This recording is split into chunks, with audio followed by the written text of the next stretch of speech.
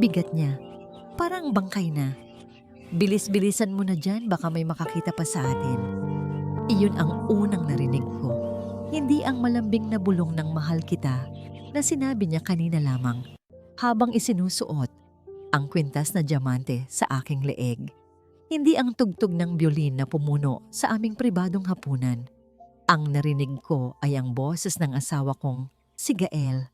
Malamig, iritado, at walang bahid ng pagmamahal. Para bang ako ay isang sako ng basura na kailangang itapon bago dumating ang truck ng basurero. Sinubukan kong imulat ang aking mga mata, pero parang may mabibigat na bato na nakadagan sa aking mga talukap. Ang huli kong naaalala ay ang lasa ng wine. Matamis, mapait, at may kakaibang init na gumapang sa aking lalamunan. Ipinikit ko noon ang aking mga mata dahil sa hilo. Inaasahan na sasaluhin ako ng kanyang mga bisig. At sinalunga niya ako, hindi para yakapin, kundi para kaladkarin. Naramdaman ko ang malamig na semento sa aking pisngi. Ang amoy ng mamahaling kandila na kanina ay nagpapabango sa hangin ay napalitan ng amoy ng lupa at lumang alikabok. Pilit kong iginalaw ang aking mga daliri. Pilit kong tinawag ang kanyang pangalan. Pero walang boses na lumabas sa aking bibig. Ang tanging nararamdaman ko ay ang pamamanhid ng aking buong katawan habang ang isip ko ay gising na gising at sumisigaw sa takot. Sigurado ka bang umepekto na yung gamot? Isang boses ng babae ang sumagot. Pamilyar na pamilyar. Ito ang boses na nagpapatawa sa akin kapag malungkot ako. Ang boses ni Sable, ang aking pinagkakatiwalaang mayordoma, ang babaeng tinuring ko ng parang kapatid. Oo, Sable, huwag ka ng maraming tanong.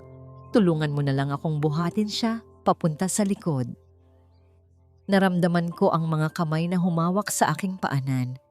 Ang mga kamay na yon na madalas kong hawakan para pasalamatan sa pag-aalaga sa akin, ngayon ay humihila sa akin palayo sa liwanag ng restaurant.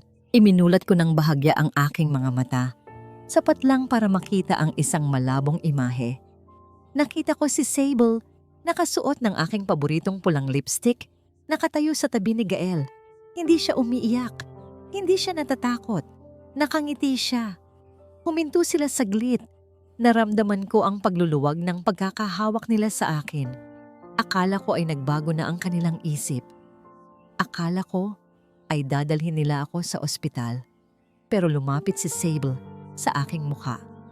Naamoy ko ang kanyang pabango. Ang pabango na ako mismo ang nagregalo sa kanya noong Pasko. Sayang naman to kung isasama sa hukay, bulong ni Sable sabay hablot sa kwintas na diamante sa aking leeg. Napakasperer ng kanyang paghila. Nag-iwan ito ng hapdi sa aking balat. Pero mas mahapdi ang katotohanang sumampal sa akin. Ang kwintas na ito, ang simbolo ng aming 10 taong anibersaryo, ay naging pabuya na lamang para sa aking verdugo. Hayaan mo na yan.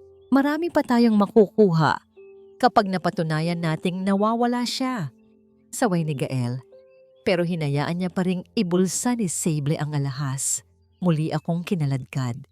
Ang magaspang na lupa at mga damo ay gumagasgas sa aking mga braso at binti habang hinihila nila ako papunta sa madilim na bahagi ng hardin. Ang bawat kaluskos ng mga tuyong dahon ay parang dagundong sa aking pandinig.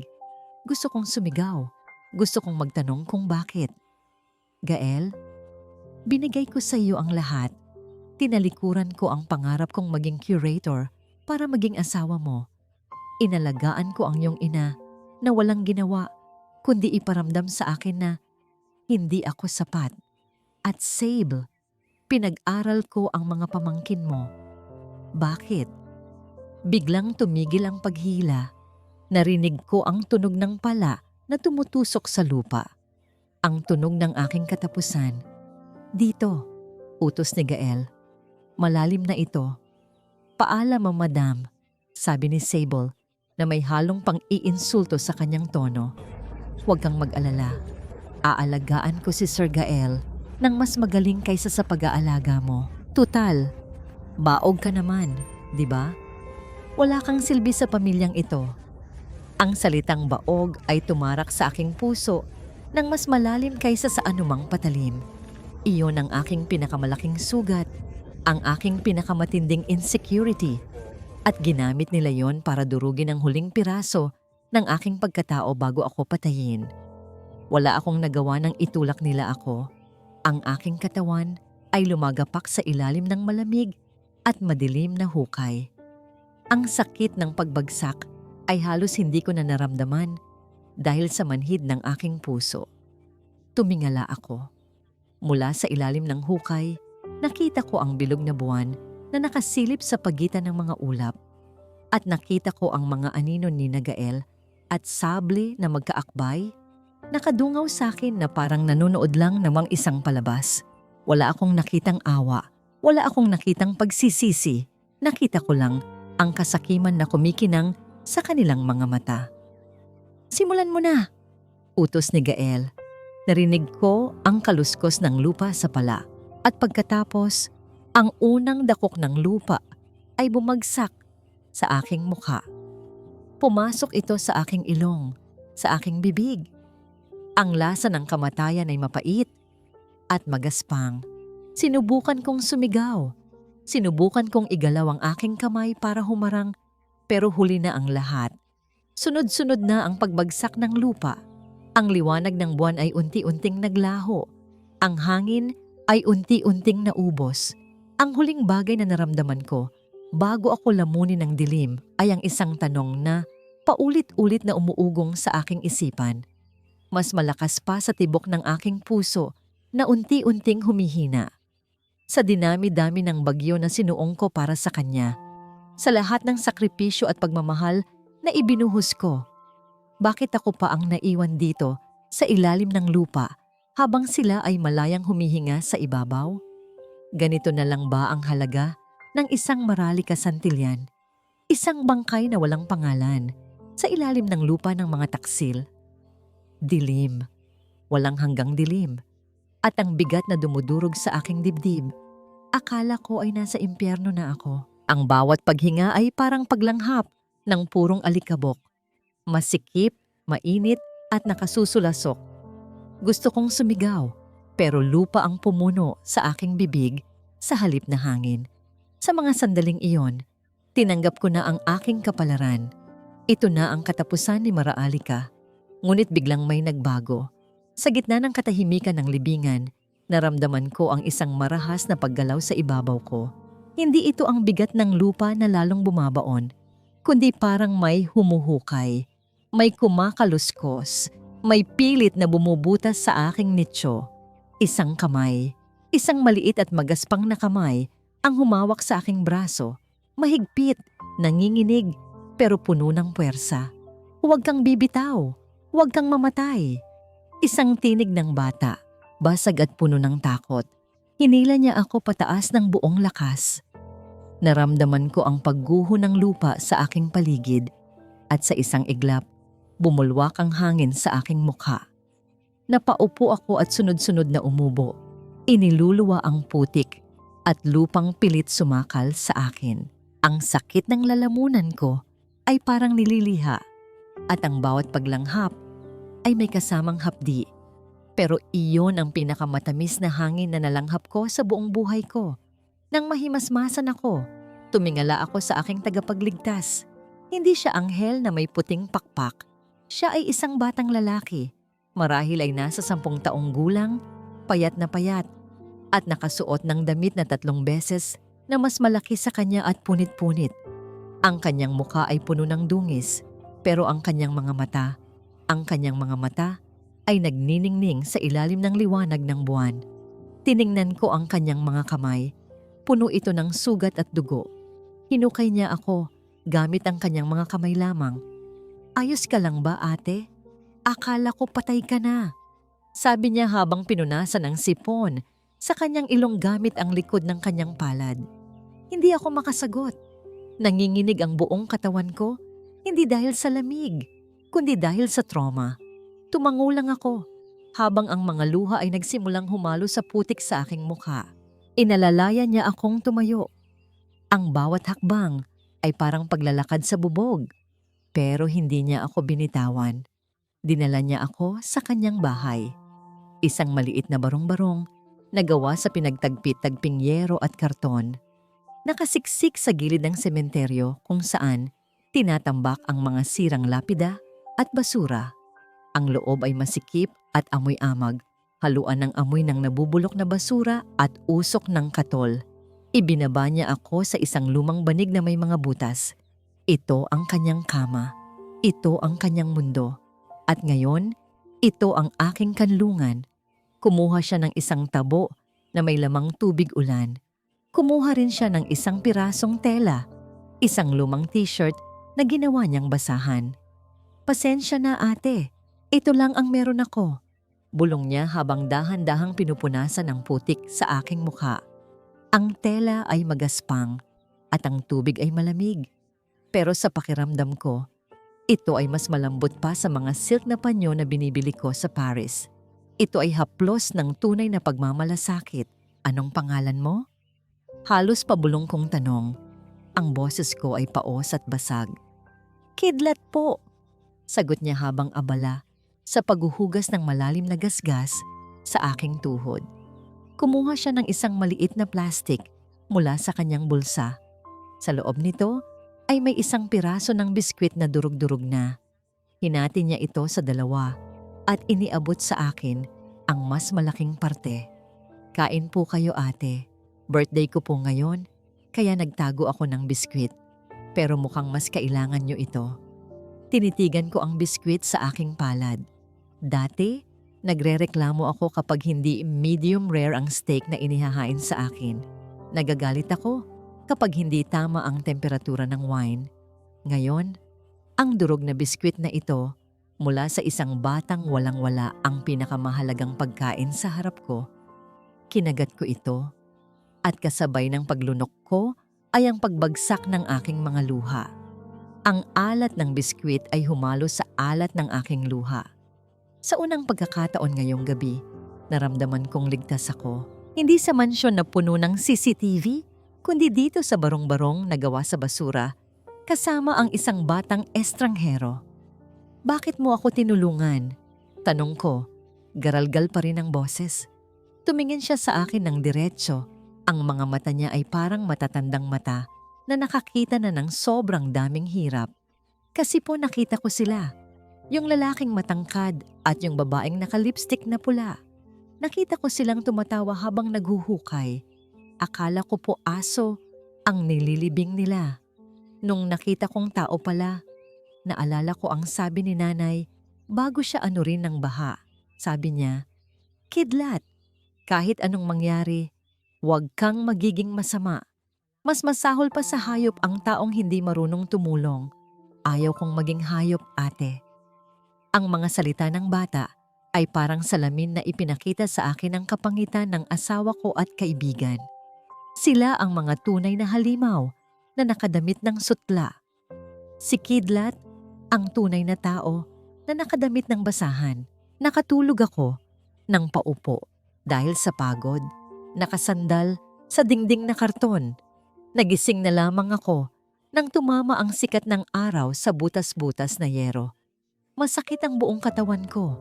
Bawat kalamnan ay sumisigaw, pero pinilit kong tumayo.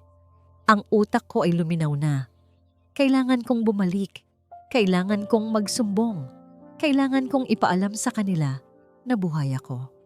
Ate, saan ka pupunta? Tanong ni Kidlat na nagising sa paggalaw ko. Sa pulis, sagot ko. Kailangan nilang malaman ang ginawa ni Gael. Lumabas ako ng barong-barong. Tinatakpan ang mukha ko gamit ang maruming buhok. Nagtago ako sa likod ng malaking puno ng acacia malapit sa kalsada kung saan matatanaw ang highway. Akmang papara ako ng tricycle nang makita ko ang isang pamilyar na sasakyan na huminto sa di kalayuan. Ang sasakyan ng mga pulis at kasunod nito ay ang itim na SUV ni Gael. Bumaba si Gael. Suot niya ang itim na polo at ang mukha niya ay puno ng lungkot at pag-aalala habang kinakausap ang Chief of Police at ang mga reporter na nag-aabang. "Tulungan niyo po akong hanapin ang asawa ko," sabi niya sa harap ng kamera. Ang boses ay garalgal at tila iiyak na. Kitang-kita ko kung paano siya nagpunas ng pekeng luha. Wala na akong ibang hiling kundi makita siyang ligtas. "Maralika, honey, kung nasaan ka man, umuwi ka na. Nag-aalala na kami ni Mama." Nanlamig ako. Ang galing niyang umarte. Ang galing niyang magsinungaling. Ang pulis na kausap niya ay tumapik sa kanyang balikat.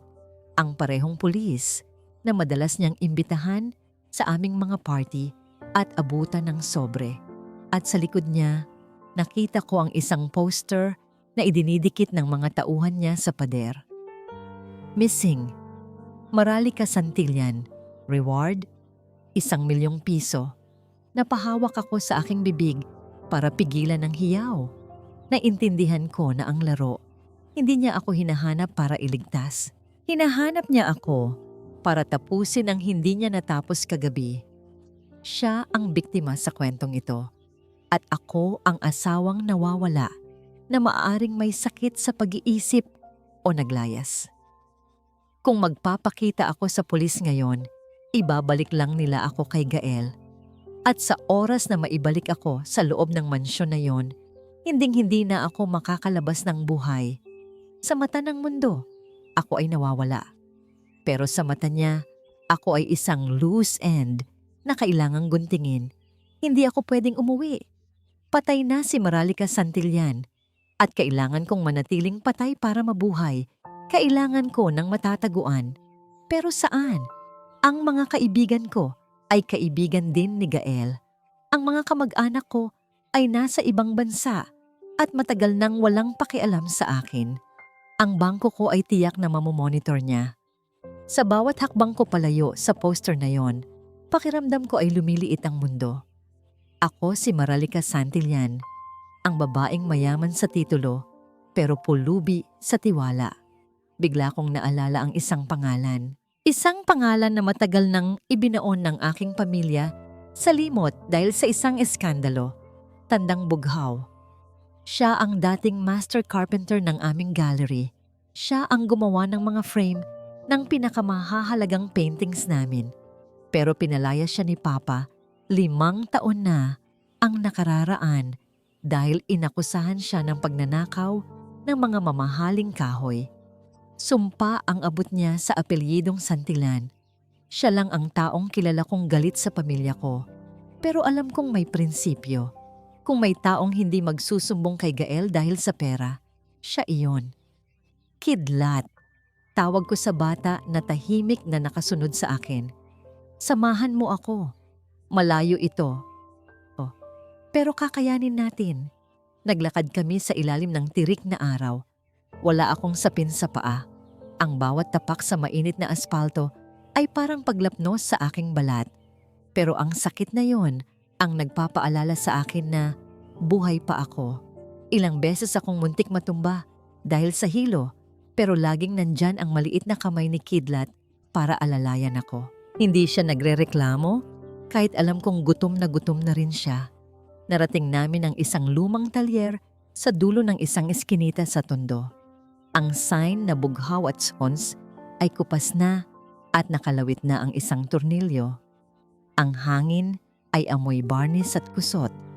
Narinig ko ang tunog ng lagari na humihiwa ng kahoy, isang tunog na dati ay musika. Sa aking pandinig, noong bata pa ako at tumatambay sa workshop. Pero ngayon ay parang babala. Pumasok kami sa bukas na gate. Nakita ko ang isang matandang lalaki, nakatalikod, nagkikinis ng isang mesa.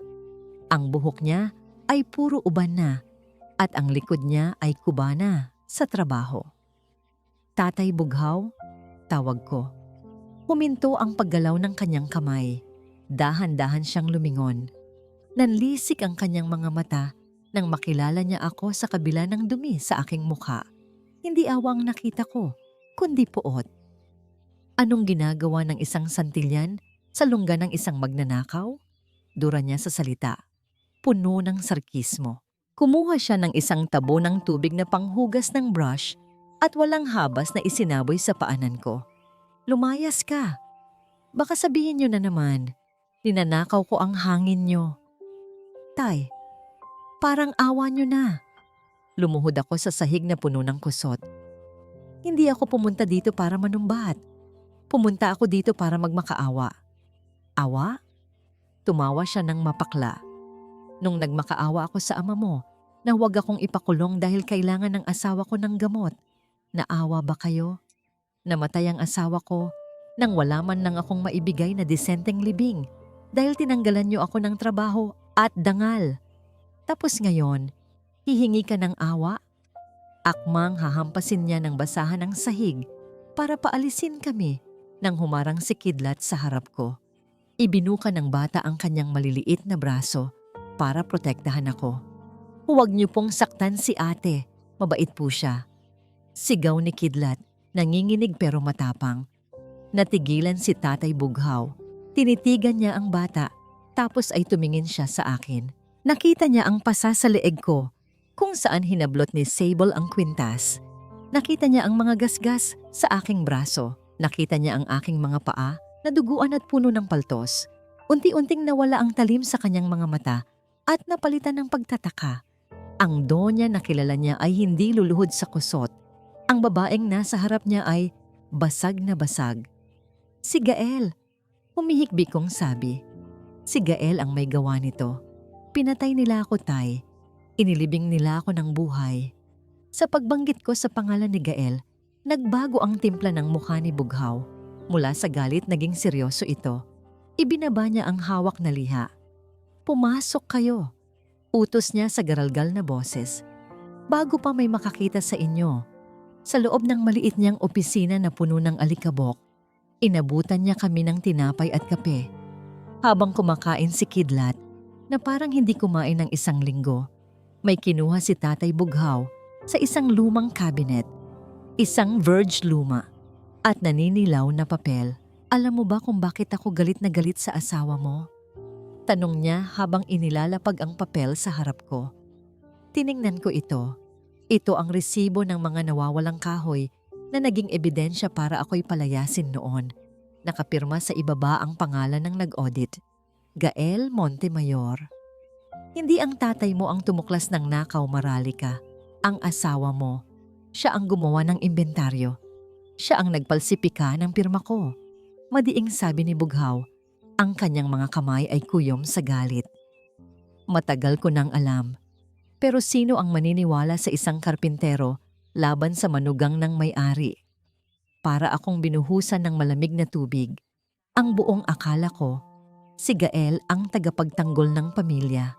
Iyon pala, simula pa lang, unti-unti na niyang inaalis ang mga taong tapat sa amin at pinapalitan ng mga taong kaya niyang kontrolin. Si Bughaw ang unang biktima at ako ang huli. Kaya pala, bulong ko, habang unti-unting nabubuo ang puzzle sa aking utak. Kaya pala laging sinasabi ni Gael na wag akong makikialam sa accounts. Matagal na niya kaming ninanakawan. Tumingin ako kay Tatay Bughaw. Ang lamat sa pagitan namin ay gawa rin ni Gael. Pareho kaming biktima ng iisang demonyo. Tulungan mo ako, Tay, sabi ko. At sa pagkakataong ito, ang boses ko ay hindi na nanginginig. May halong bakal na ito. Tulungan mo akong bawiin ang lahat, hindi lang para sa akin, kundi para sa pangalan na dinungisan niya. Hindi sumagot si Bughaw agad. Tumayo siya at binuksan ng radyo. Sakto ang balita.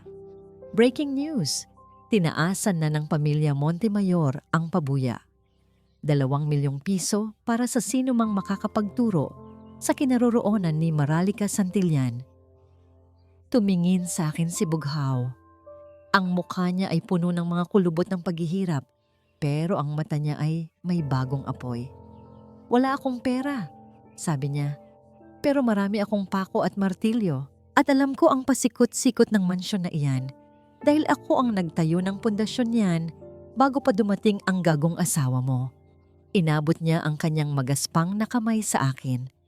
Sa gitna ng amoy ng barnis at kape, nabuo ang isang alyansa, isang patay na asawa, isang pinalayas na karpintero, at isang batang basurero.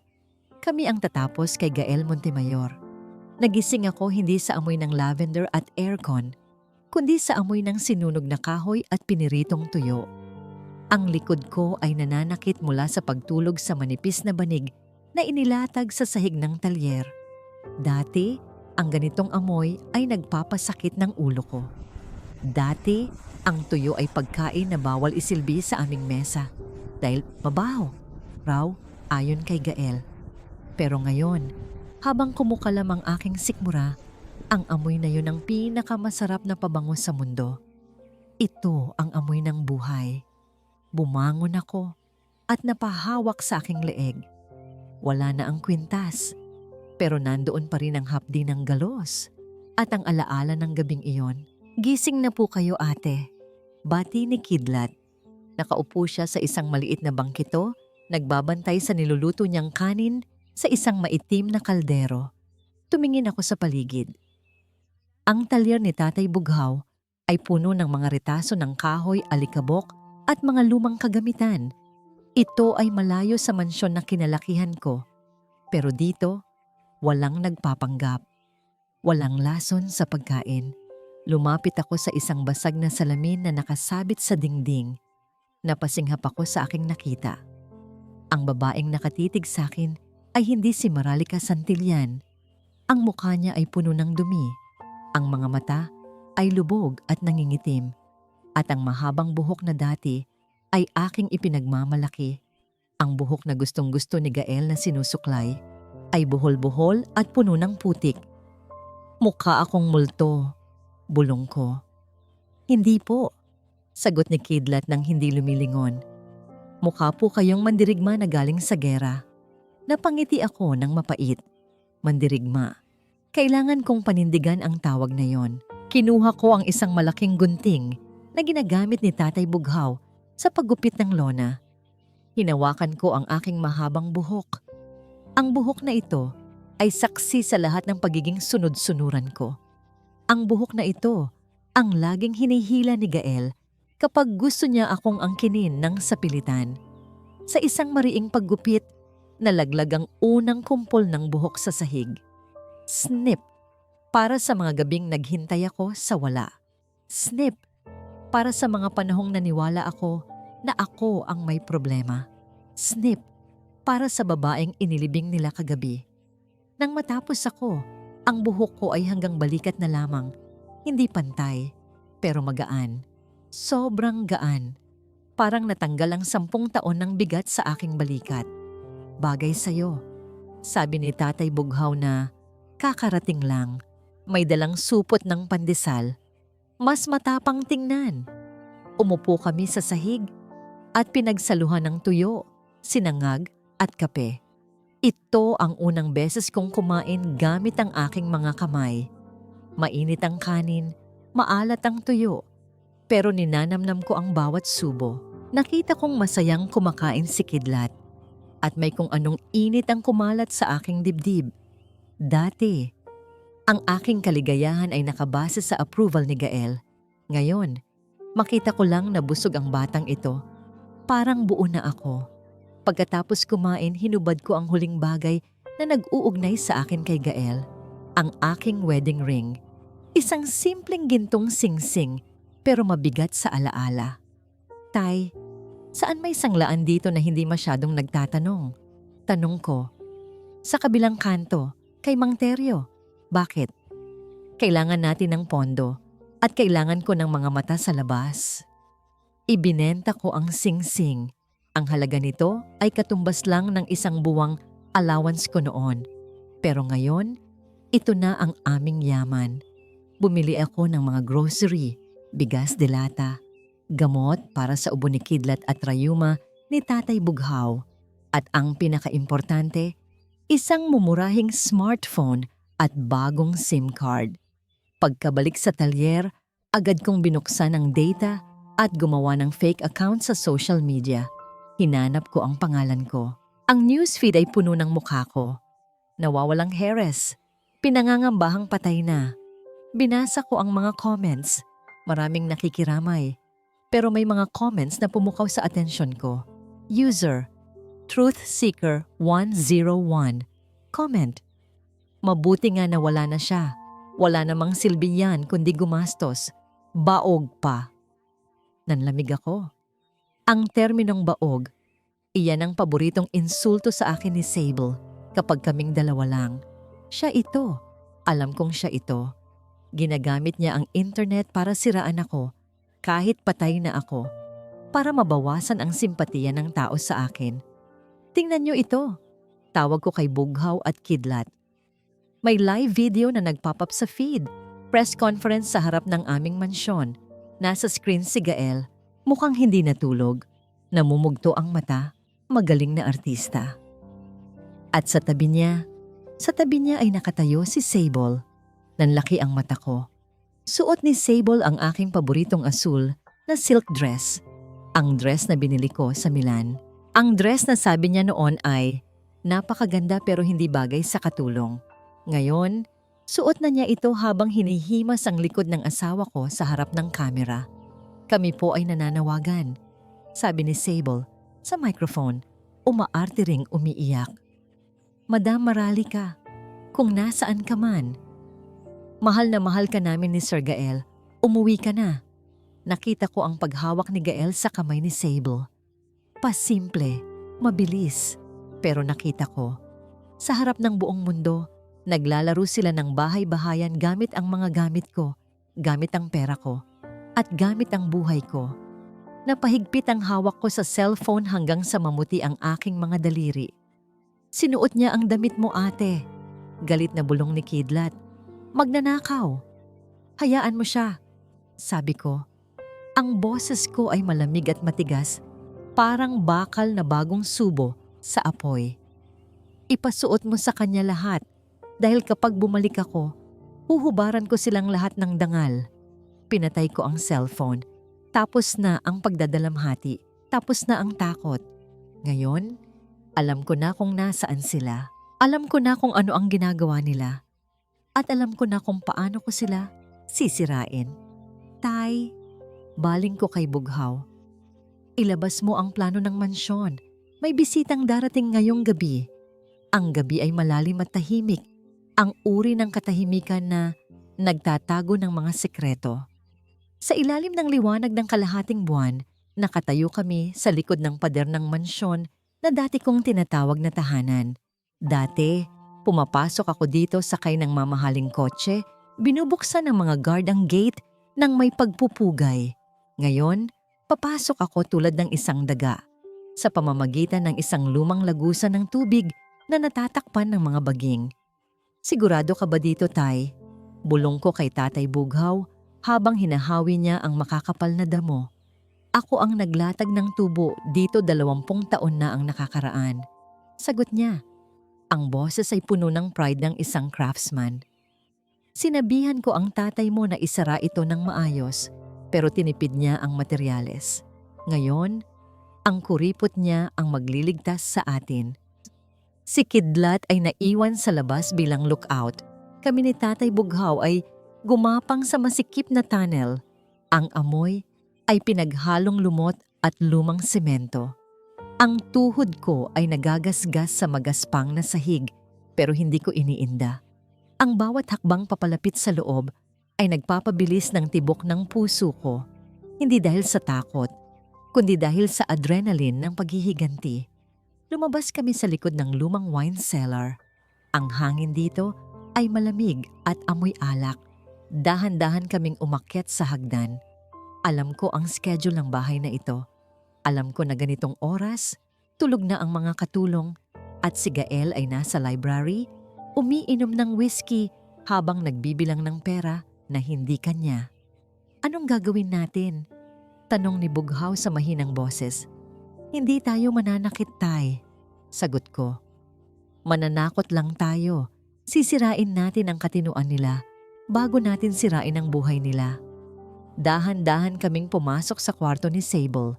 Ang kwartong ito ay dating guest room, pero inokupa na niya ito. Nakita ko siya sa kama. Mahimbing ang tulog, yakap ang isa sa mga unan ko. Ang kapal ng mukha.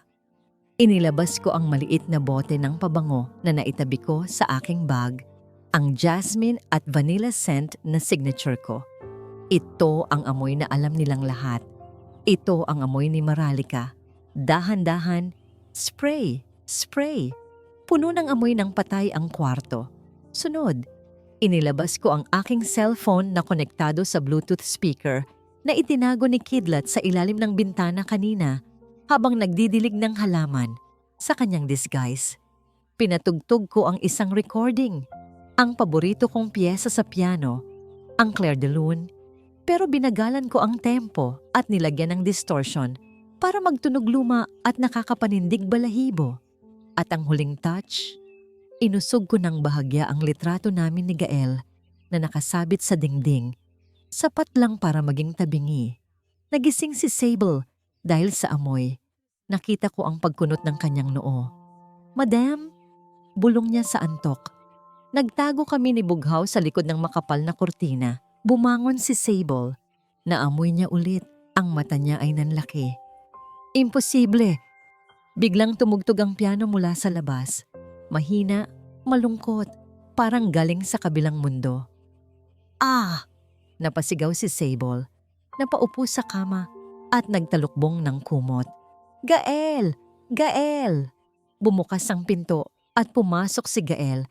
May hawak na baril, amoy alak. "Anong nangyayari? Bakit ka sumisigaw? Naamoy mo ba?" Nanginginig na tanong ni Sable. "Yung pabango niya, yung pabango ni Maralica, at yung piano. Naririnig mo ba?" Huminto si Gael. Inamoy niya ang hangin. Ang mukha niya ay namutla. Kilalang kilala niya ang amoy na yon. "Hangin lang yan, Sable. Bukas ang bintana." "Hindi. Sinarado ko yan kanina. At yung litrato? Tingnan mo yung litrato." Turo ni Sable sa tabinging frame. Lumapit si Gael sa litrato. Dahan-dahan niya itong inayos pero nanginginig ang kanyang kamay. Alam niyang obsessive-compulsive ako. Hindi ako pumapayag na tabingi ang mga frame. "Imahinasyon mo lang yan," matigas na sabi ni Gael. Pero nakita ko ang takot sa mata niya. Patay na siya. Nakita natin siyang matabunan. Walang multo, Sable. Konsensya mo lang yan dahil mahina ka. "Mahina? Ako pa ang mahina?" Sigaw ni Sable. "Ikaw nga tong hindi makatulog ng walang alak." Habang nagtatalo sila, dahan-dahan kaming umatras ni Tatay Bughaw pabalik sa dilim. Paglabas namin sa tunnel, huminga ako ng malalim. Nakita ko ang ilaw sa kwarto ni Sable na nakabukas pa rin. Hindi sila matutulog ngayong gabi at hindi rin sa mga susunod na gabi. "Nagsisimula pa lang tayo," bulong ko sa hangin. "Bukas, sisiguraduhin kong mas lalo silang magdududa sa isa't isa. Ang takot ay parang anay." Unti-unti nitong kakainin ang pundasyon ng kanilang pagsasama hanggang sa bumagsak sila ng kusa. Pagbalik sa talyer, nakita ko si Kidlat na gising pa, naghihintay. "Kamusta, ate?" "Natakot sila, Kidlat," sagot ko habang hinahaplos ang buhok niya. "Pero hindi sapat ang takot. Kailangan nating pag-awayin ang dalawang demonyo hanggang sa sila na mismo ang maglaglagan." Inilabas ko ang notepad ko.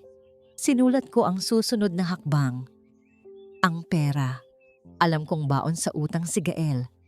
Kung gipitin ko siya sa pera, habang tinatakot siya ng multo, gagawa siya ng pagkakamali.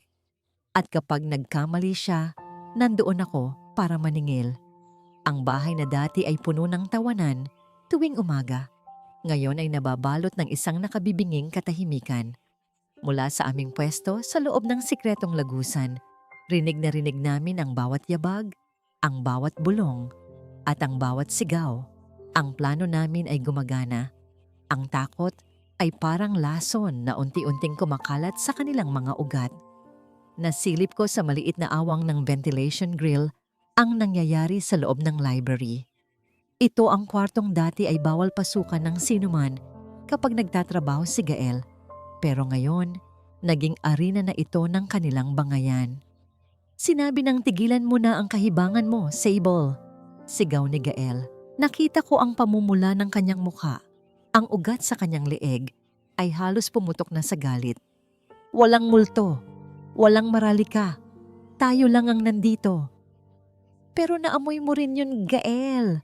Narinig mo ang piano. Sagot ni Sable, ang boses ay matinis at puno ng histerya. Magulo ang kanyang buhok at ang suot niyang silk robe ay gusot-gusot. Wala na ang poison ng babaeng nakita ko sa TV kanina. Baka hindi siya namatay? Baka nakaahon siya? Nakaahon? Paano? Lumapit si Gael sa kanya at hinawakan siya ng mahigpit sa braso. 5 talampakan ng lupa ang tinambak natin sa kanya. At bago yun, pinainom mo siya ng pampatulog na kayang patumbahin ng kabayo. Huwag kang tanga. Binitiwan ni Gael si Sable ng padabog kaya napasubsob ang babae sa sofa. Kumuha si Gael ng baso ng whiskey at ininom ito ng diretsyo. Walang yelo, walang tubig. Ang isipin mo ay kung paano natin mapapabilis ang paglabas ng death certificate. Madiing sabi ni Gael habang nakatalikod. Tinatawagan na ako ng mga pinagkakautangan ko sa kasino. Kung hindi ko maibebenta ang mga paintings ngayong linggo, ako ang ililibing nila, Sable. At kapag bumagsak ako, damay ka. Napahawak ako sa aking bibig. Kaya pala, hindi lang dahil sa galit o inggit, baon siya sa utang. Ang marangyang buhay na ipinapakita niya sa akin, ang mga regalo, ang mga travel. Lahat pala yon ay galing sa utang o nakaw mula sa kumpanya. Pinatay niya ako dahil kailangan niya ng pambayad sa sugal. Ang buhay ko ay katumbas lang ng kanyang mga taya sa kasino. Wala na tayong pera? Mahinang tanong ni Sable. Wala na, sagot ni Gael. Simot na ang joint account. Ang tanging pag-asa natin ay ang auction sa luksang parangal. Kaya umayos ka. Tigilan mo ang pagiging praning mo dahil nakakaapekto yan sa plano. Tumingin si Sable kay Gael na may halong takot at pagdududa. Nakita ko ang unang bitak. Hindi na ito ang magkakamping pumatay sa akin. Ito ay 2 daga na nag-aagawan sa isang lumulubog na barko. Kailangan natin ng tulong sa labas. Bulong ko kay Tatay Bughaw. Kailangan nating iparamdam kay Sable na hindi siya ligtas kay Gael.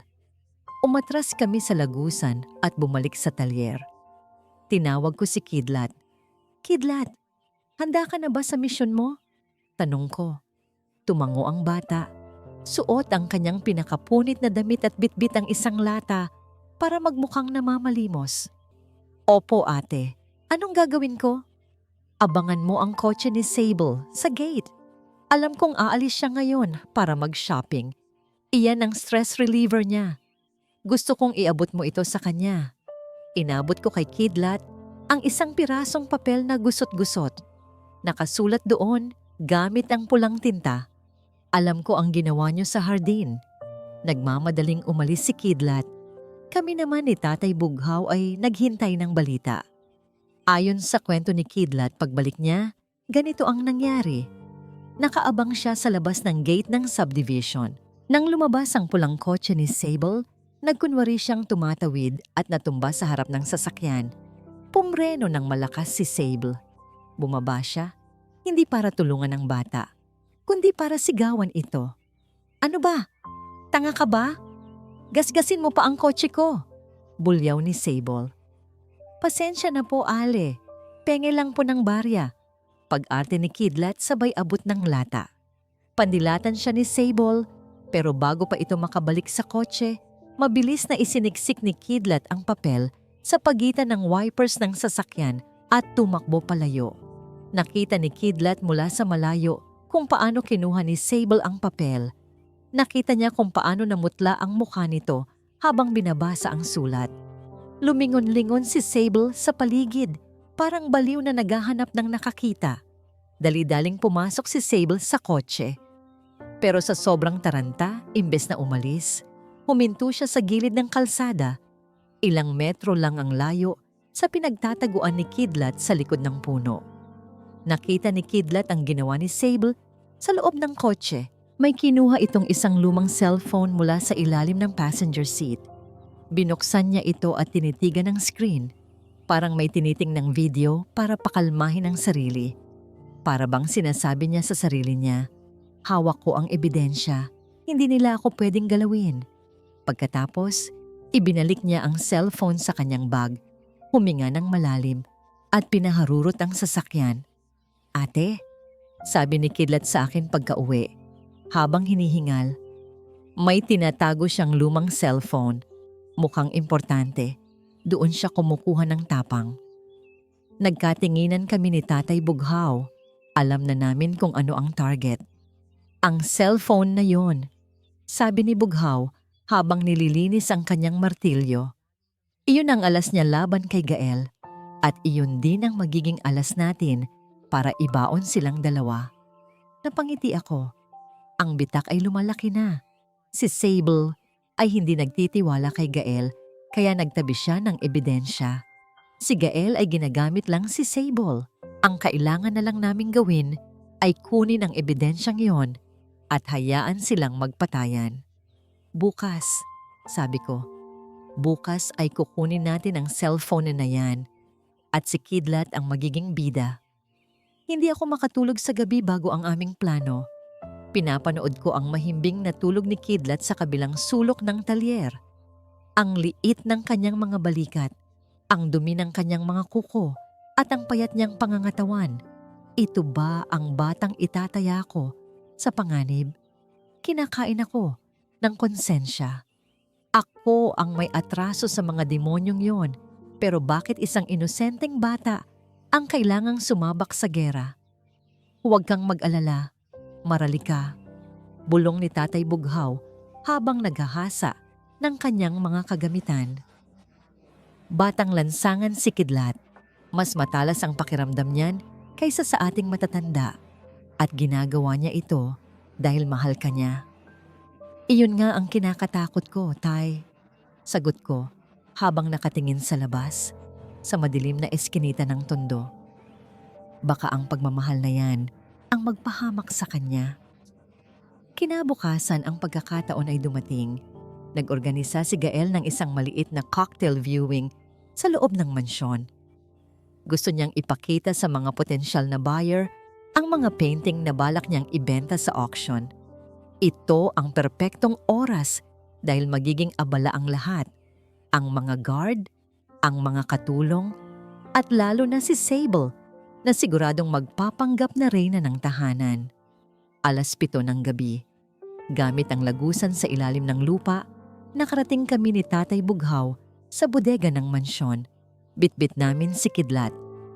Kidlat, tandaan mo ang sinabi ko. Mahigpit kong hinawakan ang kanyang mga kamay. Sa oras na makuha mo ang cellphone sa kwarto ni Sable, lumabas ka agad. Huwag kang lilingon. Kapag narinig mo ang sipol ni Tatay Bughaw, ibig sabihin ay kailangan mo nang tumakbo. Opo ate, para sa inyo po ito. Nakangiting sabi ni Kidlat bago siya mabilis na gumapang paakyat sa ventilation duct na patungo sa itaas na palapag. Naiwan kami ni Tatay Bughaw sa dilim. Naririnig namin ang mahinang tugtog ng klasikal na musika mula sa main hall at ang halakhak ng mga taong walang alam sa krimen sa likod ng mga pader na ito.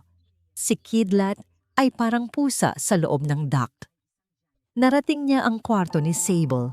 Mula sa itaas, nakita niya si Sable na nag-aayos sa harap ng salamin. Suot nito ang aking hikaw na perlas. Nakita ni Kidlat ang bag ni Sable na nakapatong sa kama. Naghihintay si Kidlat ng pagkakataon. Nang lumabas si Sable sa kwarto para asikasuhin ang mga bisita, dahan-dahang bumaba si Kidlat mula sa kisame.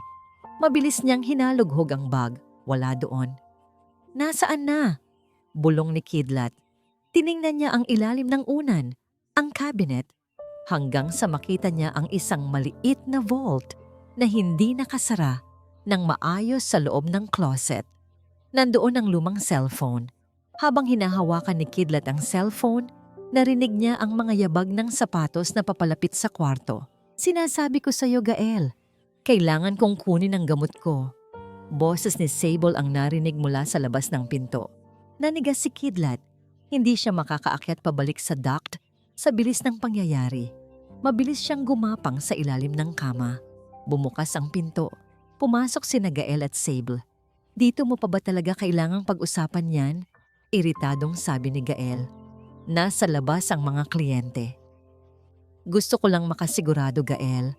Pakiramdam ko ay may nagmamasid sa akin," sabi ni Sable habang naglalakad sa paligid ng kwarto. Ang kanyang mga paa ay dumaan sa harap mismo ng mukha ni Kidlat. Napakapit si Kidlat sa cellphone, pinipigil ang paghinga. Ang kanyang puso ay tumitibok ng sobrang lakas na akala niya ay maririnig ito ng dalawa. "Wala ngang nanonood sa'yo. Nakakahiya ang ginagawa mo sa baba," sabi ni Gael, sabay hila kay Sable palabas. Sinarado nila ang pinto pero hindi nila ito nilock. Nagmadaling lumabas si Kidlat sa ilalim ng kama, pero sa kanyang pagmamadali, nasagi niya ang isang kristal na florera sa bedside table. Ang tunog ng pagbagsak at pagkabasag ng kristal ay bumasag sa katahimikan ng kwarto. "Ano yon?" Narinig namin ang boses ni Gael mula sa hallway. "Kidlat, takbo!" Sigaw ko sa aking isipan habang nakikinig mula sa bodega. Sinipol ni Tatay Bughaw ang hudyat ng panganib. Kumaripas ng takbo si Kidlat papunta sa balkonahin ng kwarto. Wala na siyang oras para umakyat sa duct. Tumalon siya mula sa ikalawang palapag papunta sa mga malalagong halaman sa hardin. "Hoy! Sino yan?" Sigaw ng isang guard. Narinig namin ang kaguluhan sa labas. Ang tahol ng mga aso at ang sigawan ng mga tauhan ni Gael. Ang puso ko ay parang sasabog sa takot. Hindi ko pwedeng hayaang mahuli ang bata. "Tay, kailangang nating lumabas," sabi ko. "Huwag, lalabas lang tayo kapag nakita nating ligtas si Kidlat sa lagusan." Pigil sa akin ni Bughaw. Ilang minuto ang lumipas na parang walang katapusan hanggang sa narinig namin ang isang kaluskos mula sa tunnel. Isang maliit na figura ang gumapang pabalik. Hingal na hingal at puno ng sugat ang braso dahil sa pagtalon sa matinik na halaman. Ate, nakuha ko." Hiningal na sabi ni Kidlat habang iniabot ang cellphone sa akin. Niyakap ko siya ng mahigpit, hindi alintana ang dumi at dugo sa kanyang balat. "Salamat, Kidlat, salamat." Pero bago kami makahinga ng maluwag, napansin ni Tatay Bughaw ang binti ni Kidlat. Namamaga ito at nakatabingi ng bahagya. Mukhang naitukod niya ang kanyang binti nang mali sa kanyang pagtalon. Napangiwi sa sakit ang bata pero pilit itong itinatago. "Aray!" Bulong ni Kidlat bago siya tuluyang nawalan ng malay sa aking mga bisig. "Kidlat! Kidlat!" Sigaw ko, pero binalot na kami ng katahimikan ng bodega. Nagawa namin ang misyon, nakuha namin ang alas laban kay Gael, pero ang kapalit ay ang kaligtasan ng batang itinuring ko ng anak. Sa mga sandaling iyon, ang galit ko kay Gael at Sable ay nag-aapoy ng higit kailanman. Hindi lang ang buhay ko ang sinira nila, kundi pati ang inosenteng batang ito na walang ibang ginawa kundi magmahal. "Ibabayad nila ito, Kidlat," bulong ko habang pinapahid ang pawis sa kanyang noo. "Pangako ko sa'yo, bawat patak ng dugo mo, bawat hapdi ng sugat mo, pagsisisihan nila ito." Buksan mo na, Maralika. Oras na para harapin ang katotohanan. Ang boses ni Tatay Bughaw ay mababa at puno ng babala. Nakaupo kami sa paligid ng isang lumang lamesa sa talyer. Ang tanging liwanag ay nagmumula sa isang bumbilya na pasulput-sulpot ang liwanag. Sa kabilang dulo, si Kidlat ay mahimbing na natutulog pagkatapos naming lapatan ng benda ang kanyang binti. Ang bawat ungol niya sa panaginip ay parang kutsilyong sumasaksak sa aking konsensya. Hawak ko ang lumang cellphone ni Sable. Ang screen nito ay may lamat. Parang ang buhay ko na nagkalamat-lamat na rin dahil sa kanila. Nanginginig ang aking mga daliri habang sinusubukan kong hulaan ang password. Sinubukan ko ang birthday ni Sable. Mali. Sinubukan ko ang anibersaryo namin ni Gael. Mali pa rin. Hanggang sa maisip ko ang isang bagay. Ang petsa kung kailan naging partner si Gael sa aming gallery. Ang araw na nagsimula ang lahat ng kanyang kapangyarihan. Pumasok, bumukas ang screen at ang unang bumungad sa akin ay ang wallpaper. Isang litrato ni Gael at Sable na naghahalikan sa loob mismo ng aming master bedroom habang ako ay nasa ospital noon para sa isa sa aking mga check-up. Ang sakit ay hindi na bago, pero ang laso nito ay nanunuot pa rin sa aking dibdib. Hinalughog ko ang gallery hanggang sa mahanap ko ang isang file na may pamagat na insurance. Tay, ito na yun. Bulong ko. Pinindot ko ang play. Ang video ay medyo malabo dahil mukhang itinago ang cellphone sa loob ng isang halaman. Pero ang boses ay malinaw na malinaw. Ito ang gabi ng aking anibersaryo. Ang gabing akala ko ay simula ng aming walang hanggan. Nakita ko ang aking sarili sa screen, nakasandal sa balikat ni Gael. Walang malay. Nakita ko kung paano ako binuhat ni Gael na parang isang basahan. At narinig ko ang boses ni Sable, tumatawa habang hawak ang pala. Sigurado ka bang hindi na yan magigising? Tanong ni Sable sa video. Kahit elepante, hindi gigising sa dami ng nilagay ko sa wine. Sagot ni Gael. Ang boses niya ay walang emosyon. Parang nag-uusap lang sila tungkol sa pagtatapon ng basura. Bilisan natin. Gusto ko nang matapos to para makuha na natin ang pirma niya sa mga papeles ng transfer bago siya tuluyang mawala. Bakit kailangan pa nating ilibing? Pwede naman nating itapon na lang sa bangin. Suhestyon ni Sable. Hindi pwedeng may makitang bangkay. Madiing sabi ni Gael. Kailangang missing lang siya. Kapag walang katawan, mas madaling kontrolin ang kwento. At pagkalipas ng ilang taon, idedeklara siyang patay. At mapupunta sa akin ang lahat. Ang Santillan Gallery, ang lupain sa Laguna, pati ang mga trust fund niya. Napanood ko ang bawat detalye. Nakita ko kung paano nila ako inihulog sa hukay.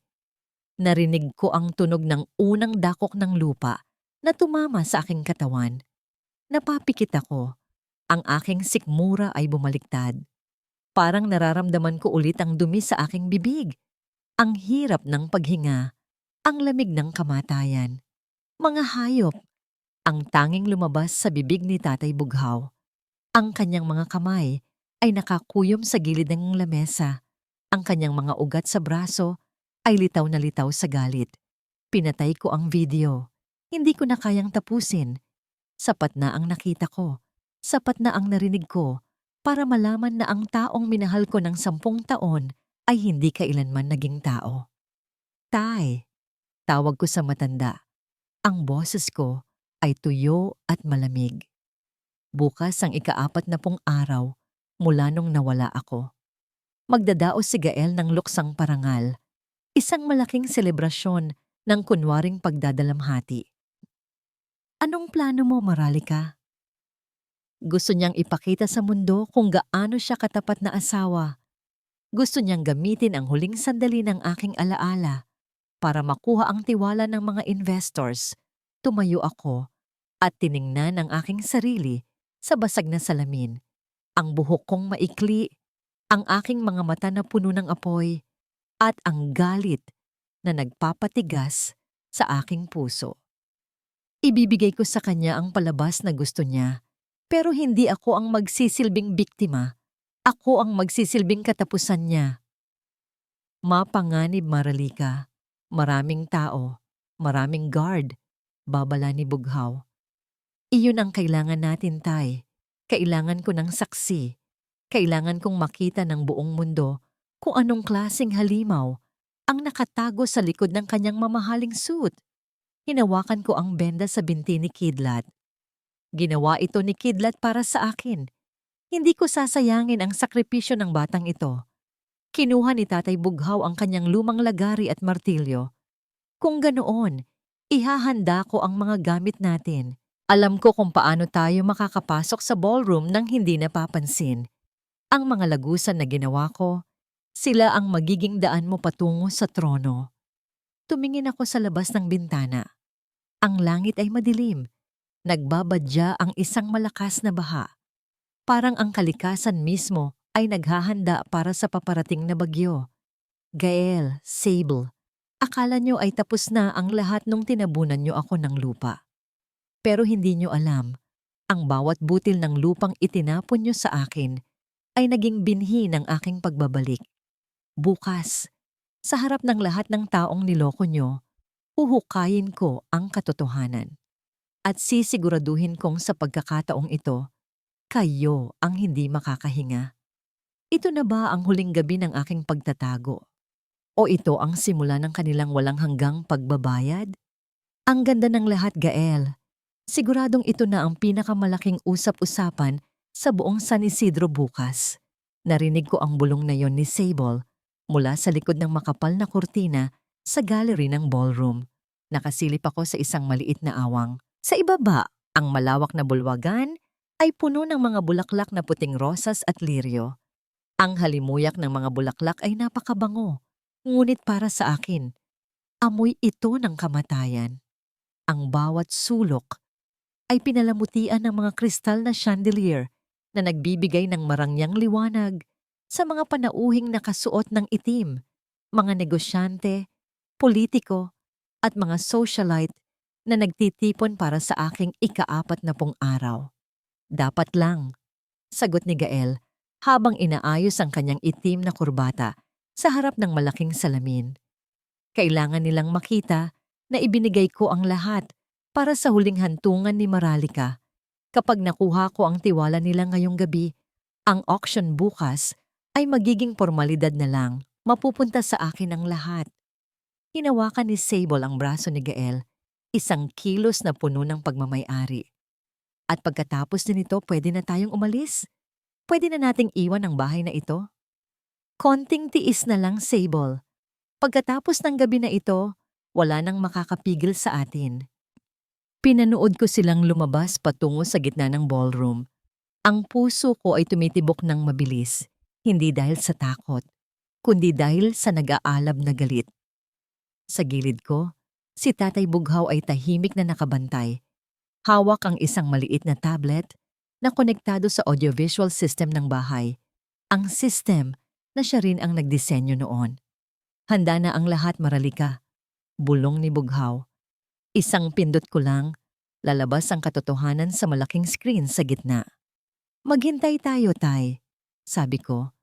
Ang boses ko ay kasing lamig ng hangin sa sementeryo. Hayaan muna nating marating ni Gael ang tuktok ng kanyang pagsisinungaling. Gusto kong makita ng lahat kung gaano siya kataas bago siya bumagsak. Nagsimula ang programa. Ang bawat yabag ng mga tao, ang mahinang tunog ng mga kubyertos, at ang bulungan ng mga bisita ay umaalingaw-ngaw sa paligid. Tumayo si Gael sa gitna ng entablado. Ang ilaw ng spotlight ay nakatutok sa kanya, na nagpapamukha sa kanya na isang bayaning nagdadalamhati. Kumuha siya ng mikropono, nagkaroon ng panandaliang katahimikan. Mga kaibigan, mga kasama sa negosyo, simula ni Gael. Ang boses niya ay nanginginig, parang pinipigilan ang pag-iyak. 40 araw na ang nakalilipas mula nung nawala sa atin ang liwanag ng buhay ko, ang asawa kong si Maralica. Hanggang ngayon, ang bawat sulok ng bahay na ito ay nagpapaalala sa akin ng kanyang ngiti, ng kanyang kabutihan. Nakita ko ang ilang mga ginang sa madla na naglabas ng panyo at nagpunas ng luha. Ang husay niya. Ang husay niyang maging demonyo sa harap ng altar. Marami ang nagtatanong kung bakit hanggang ngayon ay wala pa ring linaw ang kanyang pagkawala. Patuloy ni Gael habang nakatitig sa kawalan. Gabi-gabi akong nananalangin na sana ay mahanap pa natin siya. Pero habang tumatagal, kailangan nating tanggapin ang masakit na katotohanan. Maralica is gone, but her legacy, the Santillan legacy, will live on through me. Isang malakas na palakpakan ang sumunod. Si Sable na nakatayo sa gilid ay nagpahid din ng pekeng luha habang nakatingin sa mga kamera ng mga reporter na naroroon. At para sa huling pagpupugay, sabi ni Gael, inuhanda namin ang isang maikling video ng aming mga huling sandali. Ang aming huling gabi ng anibersaryo, bago siya kinuha ng tadhana. Nagdilim ang ballroom. Ang tanging liwanag ay nagmumula sa higanteng LED screen sa likod ng entablado. Ngayon na, Tay, utos ko. Naramdaman ko ang malamig na pawis sa aking mga palad. Ito na yon. Ang sandali na huhukayin ko ang aking sariling libingan sa harap ng lahat. Nagsimula ang video.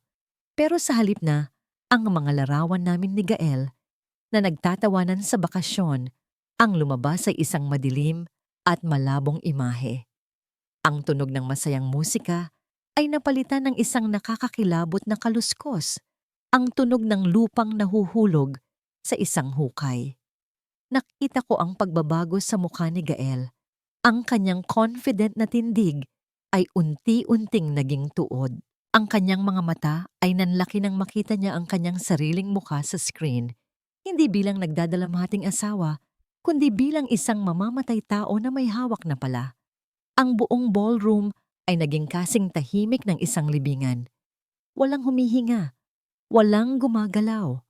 Ang tanging naririnig ay ang boses ni Gael mula sa mga speaker, umaalingaw-ngaw ng malakas at malinaw.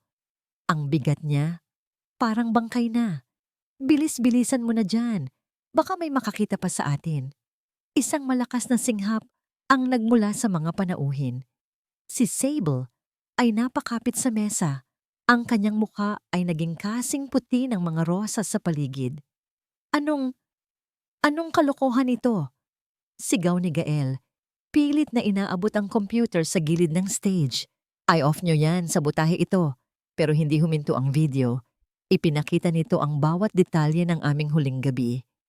Ang pagtulak sa akin sa hukay, ang tawa ni Sable, at ang pinakamasakit na bahagi, ang pag-amin ni Gael na kailangan niya ang aking pera para sa kanyang utang sa sugal. Ang mga bisita ay nagsimulang magbulungan. Ang ilan ay tumayo at umatras dahil sa takot at pandidiri. Ang mga reporter ay nagsimulang mag-flash ng kanilang mga kamera. Ang luksang parangal ay naging eksena ng isang krimen. Hindi yan totoo, hiyaw ni Gael. Ang boses niya ay puno na ng desperasyon. Gawa-gawa lang yan. Sinisiraan niyo ako. Dito na ako lumabas mula sa dilim. Naglalakad ako ng dahan-dahan pababa ng hagdan. Suot ang puting damit na ibinigay ni Tatay Bughaw. Ang aking maikling buhok ay humahawi sa hangin. Ang bawat hakbang ko ay nagpapatahimik sa mga taong nadadaanan ko para silang nakakita ng tunay na multo. Huminto ako sa tapat ni Gael. Tumingala ako sa kanya. Ang aking mga mata ay nakatitig ng diretso sa kanyang kaluluwa. Buhay ang kinuha mo, Gael, sabi ko. Ang boses ko ay umaling-aungaw sa buong ballroom nang walang tulong ng mikropono. Kaya buhay din ang sisingil sa'yo. Nanigas si Gael. Ang kanyang mga labi ay nanginginig. Walang salitang lumalabas. Napaupo si Sable sa sahig, umiiyak na sa takot. Marali ka? Bulong ni Gael, ang kanyang boses ay puno ng kilabot. Imposible. Patay ka na. Inilibing kita. Hindi lahat ng inililibing ay namamatay, Gael. Sabi ko habang dahan-dahang lumalapit sa kanya. Minsan, ang lupa ay nagiging proteksyon lang para sa muling pagkabuhay. Biglang bumukas ang malaking pinto ng ballroom. Pumasok ang mga pulis, kasama si Kidlat na pilay pa, pero matapang na nakaturo sa entablado. Tumigil ang mundo sa loob ng ballroom. Ang bawat yabag ng aking sapatos sa makinis na sahig ay tila tunog ng isang malakas na paghatol na umaalingaw-ngaw sa gitna ng katahimikan ng mga bisita. Nakatitig ako kay Gael. Ang lalaking dati ay tinitingala ko bilang aking sandigan. Ngayon ay mukhang isang basang sisiw na nanginginig sa takot. Ang kanyang mukha na kanina lang ay puno ng pekeng pighati. Ngayon ay nabahira ng huling kulay ng pagkabigo. Marali ka. Buhay ka? Ang boses ni Gael ay parang isang kaliskos ng tuyong dahon, halos hindi marinig. Ang kanyang mga kamay, na dati ay mahigpit na yumayakap sa akin, ngayon ay pilit na kumakapit sa podium para hindi siya mabuwal. Buhay ako, Gael. Buhay na buhay para saksihan ang sarili kong libing na inihanda mo. Sagot ko. Ang boses ko ay kalmado, walang halong galit na sumisigaw, dahil ang galit ko ay naging isang malamig na apoy na nanunuot sa aking buto. Tumingin ako sa paligid. Sa mga taong dati ay nginingitian ako sa mga party, na ngayon ay nakatingin sa akin na parang isang himala o isang sumpa. Nagustuhan mo ba ang palabas? Iyan ang katotohanang pilit mong tinabunan ng lupa. Pero gaya ng alam mo, ang lupa ay hindi marunong magtago ng lihim habang buhay. Biglang gumapang si Sable patungo sa paanan ko. Ang kanyang mamahaling gown na ninakaw mula sa aking closet ay gusot-gusot na at ang kanyang mascara ay humulas na sa kanyang pisngi dahil sa iyak at pawis. Madam Maralica, patawarin niyo po ako. Pagmamakaawa ni Sable, ang kanyang mga kamay ay pilit na humahawak sa laylayan ng aking puting damit. Pinilit lang niya ako. Si Gael ang may plano ng lahat. Sabi niya, papatayin niya rin ako kapag hindi ako sumunod. Pinagbantaan niya ang buhay ko. Napangiti ako ng mapait. Ang katapatan ng mga taksil ay kasing nipis lang ng papel na sinilaban. Isang kumpas lang ng panganib. Handa na nilang saksakin ang isa't isa para lang makaligtas. Sable, huwag mo nang madumihan ang damit ko ng iyong mga kasinungalingan. Mariin kong sabi habang dahan-dahang binabawi ang aking laylayan. Napanood ng lahat ang tawa mo habang hawak mo ang pala. Narinig ng lahat kung paano mo tinawag na baog ang babaeng nagpakain sa pamilya mo sa loob ng maraming taon. Ang utang na loob ay hindi kailanman naging bahagi ng bokabularyo mo. Pulis! Hulihin niyo sila! Sigaw ng isa sa mga board members ng aming kumpanya na naroroon. Ang ebidensya ay malinaw. Tinangka nilang pumatay para sa pera. Lumapit ang mga pulis. Ang tunog ng mga posas na inilalabas ay naglikha ng isang matalim na ingay sa loob ng bulwagan. Akmang tatakbo si Gael patungo sa likod ng entablado. Pero hinarangan siya ni Tatay Bughaw. Ang matandang karpintero ay nakatayo ng tuwid. Hawak ang isang mabigat na piraso ng kahoy. Ang kanyang mukha ay puno ng dignidad na matagal nang ninakaw ni Gael sa kanya. Sa pagkakataong ito, Gael, wala nang resibong peke na magliligtas sa'yo, sabi ni Tatay Bughaw sa boses na puno ng paninindigan. Naramdaman ko ang isang maliit na kamay na humawak sa aking palad. Si Kidlat, nakatayo siya sa tabi ko. Kahit nahirap siyang tumayo dahil sa kanyang binti, ang kanyang mga mata ay nagniningning sa tagumpay. Siya ang aking tunay na bayani. Ang bata na walang pangalan sa lipunang ito, ang siyang nagbigay sa akin ng pangalawang pagkakataon para mabuhay. Tapos na po, Ate Maralica. Bulong ni Kidlat. Ligtas na po tayo. Tiningnan ko si Gael habang pinupusasan siya ng mga pulis. Ang kanyang mga mata ay nananatiling nakatitig sa akin, hindi ng pagsisisi, kundi ng puot. Huling pagkakataon na makikita ko ang lalaking ito bilang asawa ko. Mula sa gabing ito, siya ay isa na lamang masamang panaginip na dahan-dahang maglalaho sa pagsikat ng araw. Dalhin na sila sa istasyon, utos ng hepe ng pulisya. Habang hinihila sila palabas, ang mga bisita ay nagsimulang lumapit sa akin. Humihingi ng paumanhin, nag-aalok ng tulong, nagpapahayag ng pagkamangha. Pero tinalikuran ko silang lahat. Hindi ko kailangan ng kanilang pakikiramay na kasing babaw ng tubig sa kanal. Ang kailangan ko ay ang hangin na malinis, ang hanging hindi amoy ng pagkukunwari. Naglakad ako palabas ng ballroom, kasunod si Kidlat at Tatay Bughaw. Ang ulan sa labas ay nagsimula ng tumila at ang amoy ng basang lupa ay humahaplos sa aking balat. Dati, ang amoy ng lupa ay nagpapaalala sa akin ng libingan. Pero ngayon, ito ang amoy ng kalayaan. Huminto ako sa tapat ng malaking fountain sa harap ng mansyon. Tumingala ako sa langit at huminga ng malalim. Ang bawat selula ng aking katawan ay tila muling sumisigaw ng buhay. Ang Maralica na inilibing nyo ay wala na. Ang babaeng nakatayo rito ngayon ay ang babaeng hinubog ng lupa, ng sakit at ng pag-ibig ng isang batang estranghero. Hindi pa tapos ang aking laban. Marami pa akong kailangang ayusin, maraming sugat na kailangang gamutin. Pero sa unang pagkakataon, sa loob ng 10 taon, pag-aari ko na ang sarili kong hininga. Tay, kidlat, tawag ko sa aking bagong pamilya. Umuwi na tayo. Hindi rito sa mansyon, kundi sa lugar kung saan tayo unang naging pamilya. Lumingon ako sa huling pagkakataon sa mansyong Santillan. Ang mga ilaw nito ay unti-unting namamatay. Ang kadiliman ay lumalamon sa mga alaala ng taksil, habang sa silangan, ang unang guhit ng liwanag ay nagsisimula ng sumilip. Ang mga rehas na bakal ay malamig, kasing lamig ng puso ng mga taong nasa loob nito. Ang amoy ng kalawang, hinaluan ng amoy ng semento at pawis, ay pumupuno sa bawat sulok ng kulungan. Ito ang impyernong inihanda ng tadhana para sa mga taong akala ay mas malakas sila kaysa sa katotohanan. Nakatayo ako sa kabila ng makapal na salamin sa loob ng dalawitan.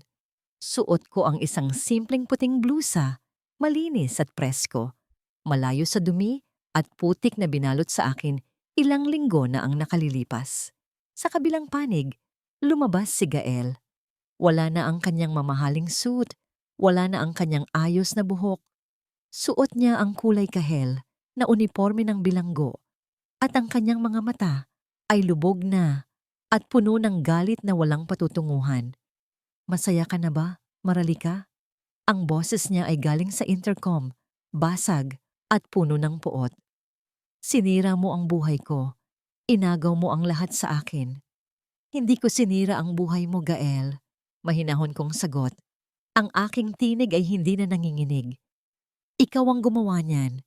Simula nung gabing humawak ka ng pala para ibaon ang asawa mo, ikaw na mismo ang gumawa ng sarili mong kulungan. Ang rehas na ito, simbolo lang ito ng kung anong meron sa loob ng puso mo. Papakawalan din nila ako. May mga abogado ako. Sigaw ni Gael. Pilit na humahampas sa salamin. Pero alam naming dalawa na wala ng pondo para sa mga abogado niya.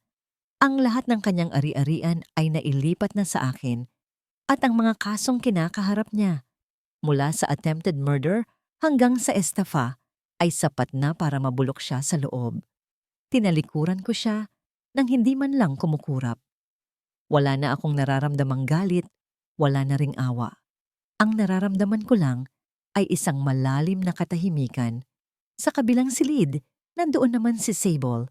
Hindi niya kayang tumingin sa aking mga mata. Nakayuko lang siya, umiiyak ng walang tunog, habang ang kanyang mga kamay ay nanginginig sa takot. Ang dating reyna-reynahan sa aking mansyon ay isa na lamang anino ng kanyang dating sarili. Ang hiya o kahihiyan ay isang lason na mas masakit pa kaysa sa anumang parusa ng batas, at iyon ang dadalhin niya habang buhay. Lumabas ako ng presinto at huminga ng malalim. Ang hangin sa labas ay amoy ulan at malinis. Ang sikat ng araw ay tumatama sa aking balat, nagbibigay ng kakaibang init na tila nagpapagaling sa bawat sugat ng aking kaluluwa. Ate Maralika, isang masayang sigaw ang sumalubong sa akin. Si Kidlat. Nakatayo siya malapit sa aming bagong sasakyan, kasama si Tatay Bughaw. Wala na ang kanyang benda sa binti, bagaman medyo may kaunting pilay pa siya sa paglakad, ang kanyang nangiti ay mas maliwanag pa sa sikat ng araw. Nakasuot siya ng bagong uniforme para sa kanyang unang araw sa eskwela bukas. Halika na, Maralika, bati ni Tatay Bughaw. Naghihintay na ang merienda sa Syongmok. Nagluto ako ng biko, yung paborito mo. Napangiti ako. Ito ang tunay na kayamanan. Hindi ang mga paintings na nagkakahalaga ng milyon, hindi ang mga gintong alahas, kundi ang mga taong tunay na nagmamahal sa iyo nang walang hinihinging kapalit. Habang nagmamaneho kami pabalik sa Tondo, nadaanan namin ang isang malaking billboard. Nakita ko ang isang advertisement ng Santillan Gallery, pero sa ilalim nito May bagong logo na Liwanag Foundation. Ibinenta ko ang kalahati ng aking mga koleksyon para pondohan ang isang orphanage at vocational school para sa mga batang lansangan at mga biktima ng karahasan. Kidlat, tawag ko sa bata habang nakatingin sa labas. Alam mo ba kung bakit Liwanag ang pangalan nito? Kasi po, parang kidlat, nagbibigay ng liwanag sa dilim? Tanong niya habang kumakain ng pandesal. Dahil kahit gaano pa kalalim ang pagkakabaon natin sa dilim, laging may liwanag na darating basta't hindi tayo susuko. Sagot ko habang hinahaplos ang kanyang buhok. Sa bawat gabi na dumadaan, ang mga panaginip ko tungkol sa lupa at dilim ay unti-unting napapalitan ng mga imahe ng mga batang nag-aaral, ng mga kamay na nagtatrabaho sa kahoy, at ng mga hapunan na puno ng tunay na tawanan. Ang sugat ng aking pagiging baog na dati ay ipinaparamdam sa akin ni Gael na isang sumpa ay naging isang biyaya. Hindi man ako nagkaroon ng anak sa dugo, nagkaroon naman ako ng isang anak sa puso at libo-libo pang mga anak na tutulungan ko sa pamamagitan ng aking bagong buhay. Ang karma ay hindi lang tungkol sa pagpaparusa sa mga masasama. Ang karma ay tungkol din sa pagbibigay ng gantimpala sa mga pusong marunong magmahal sa gitna ng paghihirap. Nakarating kami sa Chongmok. Ang amoy ng sariwang kahoy at barnis ay sumalubong sa amin. Ang amoy ng paggawa, ng pagsisikap at ng pag-asa. Dito, wala nang maralikasantilyan na nakatago sa likod ng ginto. Dito, ako ay si Maralika, isang babaeng malaya, isang ina at isang anak. Ito ang huling hininga ng aking nakaraan at ang unang malalim na hininga ng aking hinaharap. Isang taon na ang mabilis na lumipas mula ng gabing tila gumuho ang aking mundo sa gitna ng ballroom. Ngayon, nakatayo ako sa harap ng bintana ng aking opisina. Hindi sa matatayog na gusali ng Makati, kundi sa isang gusaling puno ng kulay at buhay sa gitna ng komunidad na dati ay hindi ko man lang tinitingnan. Ang dating mansyong Santillan na naging saksi sa aking muntikang kamatayan ay wala na. Sa halip na isang malamig na palasyo ng pagkukunwari, ito na ngayon ang Liwanag Home and Art Center.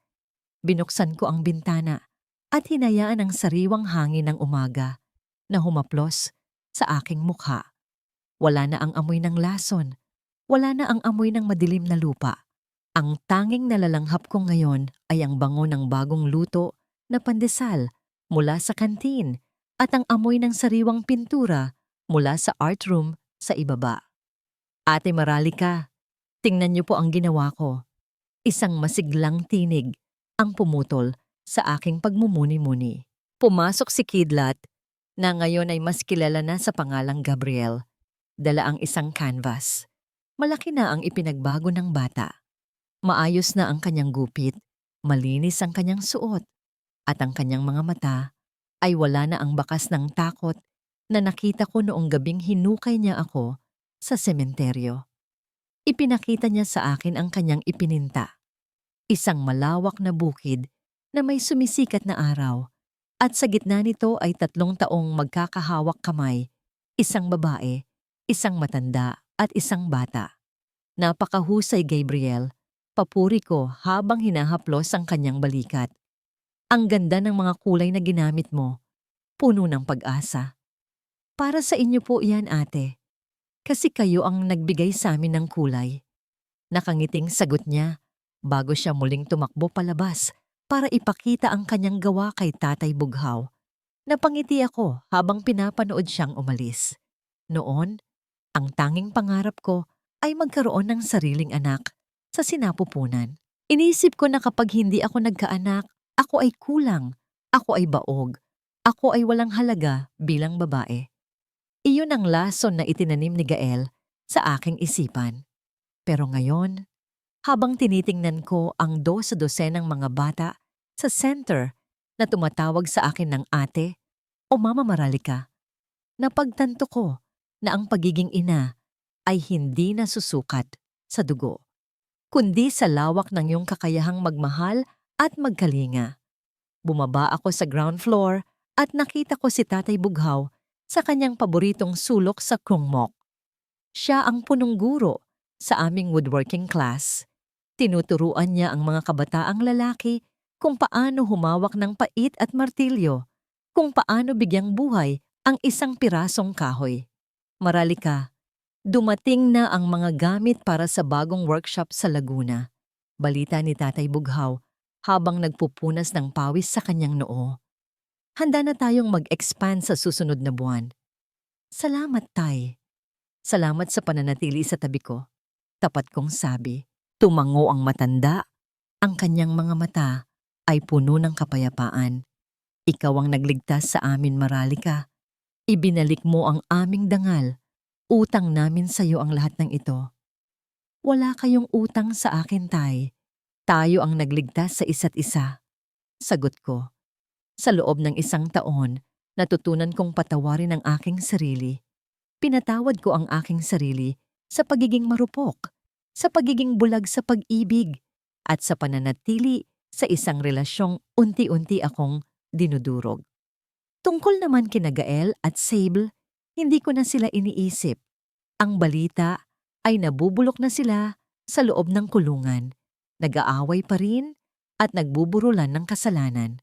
Ang kanilang pangalan ay naging isang madilim na footnote na lamang sa aking kasaysayan. Hindi ko sila kinamumuhian.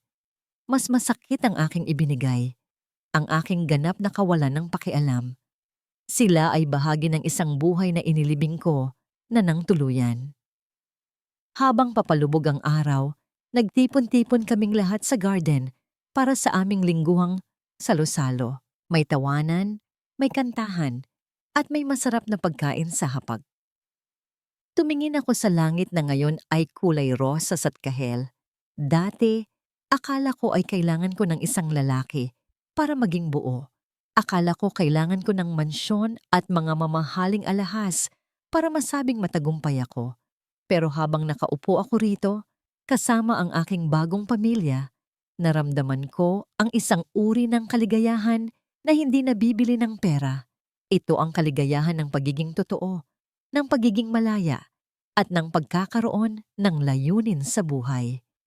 Ang sugat sa aking leeg ay naging isang peklat na lamang, isang paalala na ako ay nasugatan pero ako ay gumaling. Ang bawat luhang pumatak sa lupa noong gabing iyon ay naging hamog na nagbigay buhay sa bagong hardin ng aking pagkatao. Huminga ako ng malalim. Ramdam ang bawat pintig ng aking puso.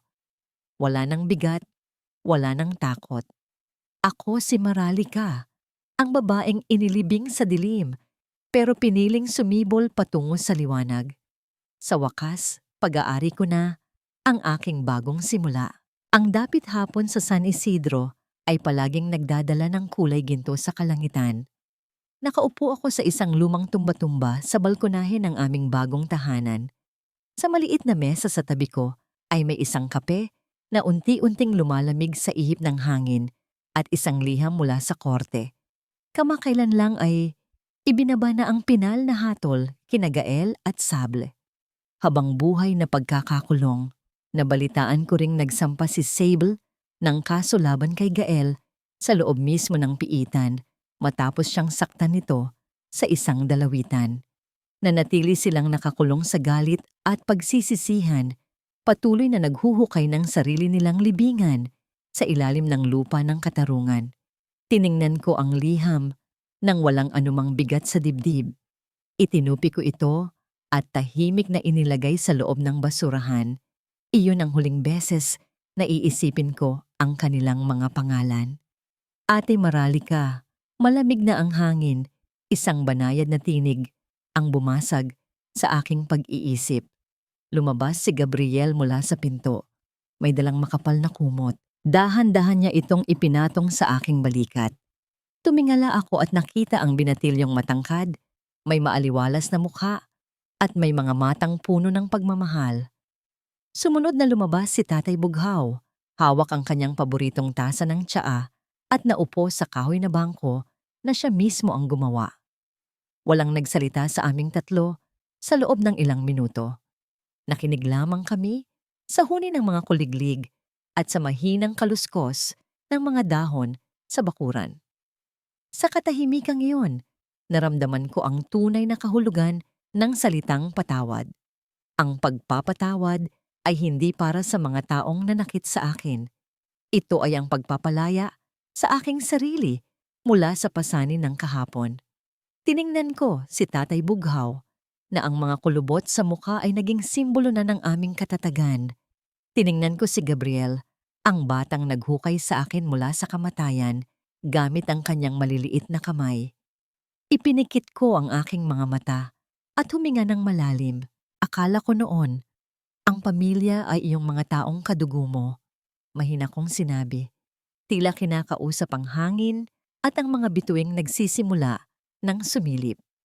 Akala ko, ang pag-ibig ay nasusukat sa mga pangako sa harap ng altar at sa mga singsing na gawa sa diamante. Hinawakan ni Gabriel ang aking kanang kamay. Kinuha naman ni Tatay Bughaw ang aking kaliwang kamay. Pero nagkamali ako. Pagpapatuloy ko, habang unti-unting lumalandas ang isang luha ng pasasalamat sa aking pisngi. Ang pamilya ay hindi laging kadugo. Minsan, sila yung mga taong dumadamay sa'yo noong panahong duguan ka. Sila yung mga taong piniling manatili at maging liwanag mo noong panahon na nilamon ka na ng dilim. Isinandal ko ang aking ulo sa balikat ni Gabriel at naramdaman ko ang mainit na palad ni Tatay Bughaw na humahaplos sa aking buhok. 3 taong itinapon ng mundo, 3 taong nawalan ng lahat, ngunit sa huli ay natagpuan ng isa't isa. Sa ilalim ng kalangitan na unti-unting nilalamon ng gabi, kaming 3 ay nanatiling magkakasama. Mas matibay kaysa sa anumang mansyon, mas mayaman kaysa sa anumang ginto. Ito ang aking huling hininga ng takot at ang aking unang hininga ng walang hanggang kapayapaan.